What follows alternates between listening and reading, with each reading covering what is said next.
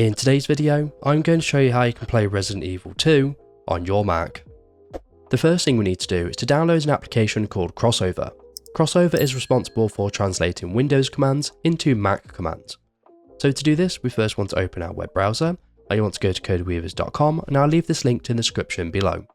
From here, you want to select Crossover in the top navigation bar, and then you want to scroll down, and where it says Crossover Mac, you want to select Free Trial. Now you want to scroll down again, and you want to make sure macOS has been selected, and then you want to enter in your name and email address, and select Download Trial Now, which will download the application to your Mac. Before we continue, I do want to look at how the pricing works. So to view the pricing, you want to go back to the Crossover page, and then you want to scroll down, and you want to select Buy Now. On the purchase page, we can scroll down, and we can see 3 versions of Crossover. The first version is Crossover Free, which is a 14-day trial that we just downloaded. The second version is Crossover Plus, which is the full version of Crossover. However, it's important to note that this is a one-off payment and not a subscription. So when you purchase Crossover Plus, you will get 12 months of developer support, and once that support is finished, you'll still be able to play Crossover, but you will no longer receive new updates. So if you want to continue receiving updates, you need to purchase another 12 months of support. So now we've downloaded Crossover, we just need to install it, and that's very simple. All we need to do is to drag and drop it into our applications folder. And after a few seconds, once it has moved, we can go ahead and open it up. Because it's our first time, you will see this pop up, so you want to select Open. When you open it for the first time, you will see your trial information, and this will be 14 days. So you want to select Try Now. However, if you've already purchased a license, you want to select Unlock with Purchase Info, and then you want to enter in your CodeWeavers account details here, and select Unlock. And then once Crossover opens, it will look like this. Now we have Crossover downloaded, we just need to install Resident Evil 2.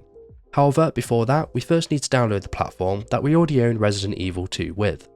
So in this example, it's going to be Steam, so I'm going to select it. And then you want to go ahead and select Install in the top right hand corner. This is going to install Steam and its applications into its own bottle, and a bottle is an isolated container where all of your installation files are stored that are separated from the rest of your Mac files. If you get a pop-up like this is just the dependencies, so you want to go ahead and install these as well. Eventually, the Steam setup page will open, so you want to go ahead and install it, just like you would on a Windows PC.